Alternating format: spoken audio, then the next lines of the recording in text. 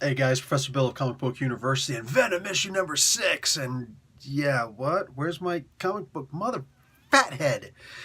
So one of my subs noticed that I did not show off either issue of Venom, Venom First Host, or issue number 6 of frickin' Venom. Yeah, I didn't notice that I forgot to actually grab it and put it in my pile. So when I take all my comic books home, and I've got a lot of freaking comics, like all of these, and some comics that I didn't read yet. Yeah, I forgot to grab the 2 issues of Venom. So yours truly, get up there. I had to wait until 3 o'clock in the morning when my first review went out to buy the comic book on Comixology. Yeah. So, friggin' A, man. I bought them both of them, and I'm going to have these in the physical copy also, so I'm freaking stuck buying them both twice. With this one, at the very least. Oh, very worth it. Holy crap, did you read this yet? Whew, okay. So let's talk about who made this comic book first.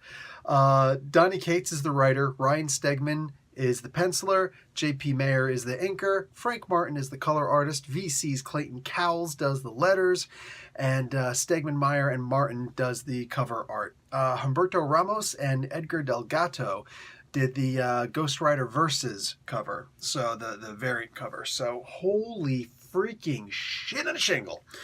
Yeah, man. Yeah, the effing dragon. That part was scary. Okay, the other part, oh, geez. Okay, so what I feel that this team does best is the sense of foreboding. Okay, I've gotten that from reading a couple of books over time. Most of them talking like the Vampire the Masquerade books and all of those books that are in that series. There was one of the Mummy books was pretty good like that. The Hunter of the Reckoning, the Hunter of the Reckoning books, those absolutely, hands down. There are a couple books I read, that World of Darkness world, where, oh yeah, I genuinely felt a little, terror. And of course, all of us can relate to some kind of a scary movie. I don't care if it's a Alfred Hitchcock. I don't care if it's a freaking Friday the 13th movie. Whatever, to each their own. For me, The Grudge really does it, because like, oh my God, they're disobeying all the rules. We're coming out in the daytime. Like, there's a lot of really creepy, freaky stuff going on. Some people might be The Conjuring, whatever's new. But like with this particular one, I'm reading this comic book, and there's genuinely this sense of foreboding. Something's coming. And there's moments where talking will stop. And 3 people here, so to speak, communicating with each other, and sometimes the communications will stop. And that fear of the conversation stopping, dude, this was really good. Look, I'm not comparing the fear that is generated here with like witches or something like that. No, this is a completely different level of fear. All right, that was a dread. That was a dread kind of fear. This was more of a something's coming and then holy crap jump scare. All right, in the comic book, the page is turned perfectly. All right, so I know that, you got artists here, but they're artists, okay? Comic book artwork artists who just, boom, they know how to set up that fright and to kind of delay it just right so that when you turn the page, that's where the jump scare is. And you know what's coming. It's freaking, that's like you're walking down the street or walking in Camp Crystal Lake and all of a sudden you hear, chee. I know it's supposed to be Kima, but shut up. It doesn't sound like that.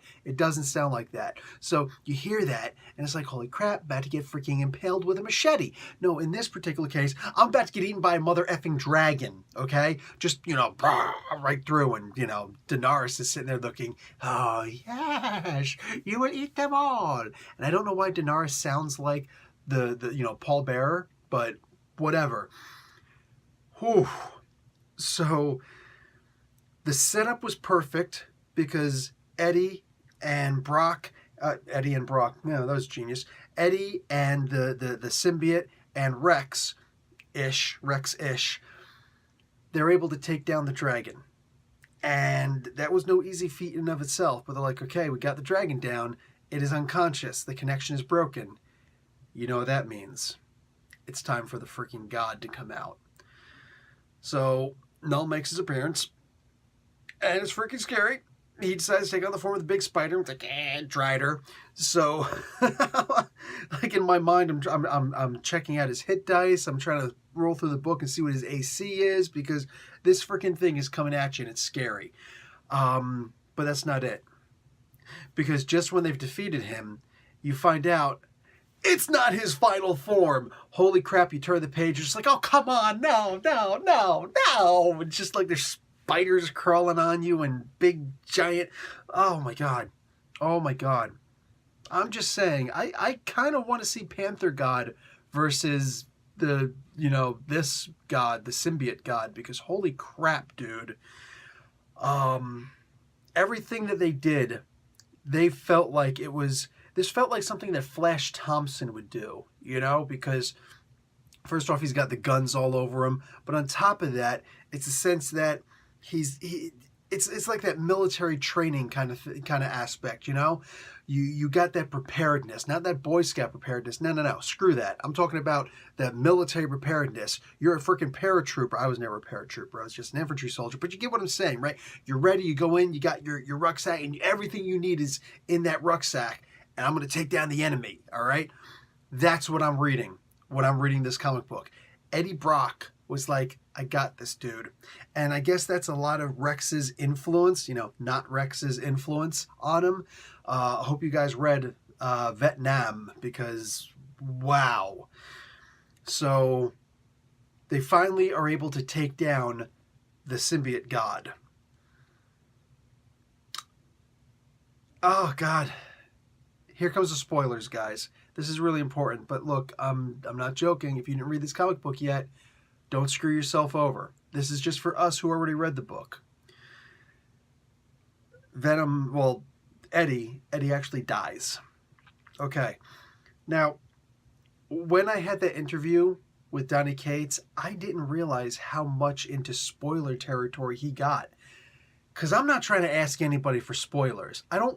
It's not that I don't want the spoilers. It's that I don't need a spoiler to have a good conversation with somebody and just let them, and in this case, just let them freaking talk. You know what I'm saying? I didn't realize how much he was spitting out some spoilers, dude. When he was talking about Venom's biggest, the symbiote's biggest desire is to be alone. But Eddie's greatest fear is being alone, because he's been with the symbiote for so long. He's always had somebody around him for so long. So the idea of nobody being around him, that's the fear. So I think we already get a general idea of what's going to happen in the next issue. Eddie is going to hell in some regard. Maybe it's not actual hell, but this is where Eddie's pretty much going to be in solitary confinement in many ways. Stuck in the darkness, can't see, can't hear, there's nothing around. And I can't wait to see what his imagination is going to churn out, if that's actually what's going to happen. This was an insane comic book where I'm just turning pages, and then 3 times in this comic book I'm like, oh, that just happened. So this was really, really good. Grab this comic book if you didn't grab it. And if you didn't grab this yet, why the hell did you sit through the spoilers part? Dumbass. Anyway, get the comic book anyway, because it was really good. Okay, that's it. I got nothing else to give. Guys, Professor Bill, Comic Book University. Class dismissed.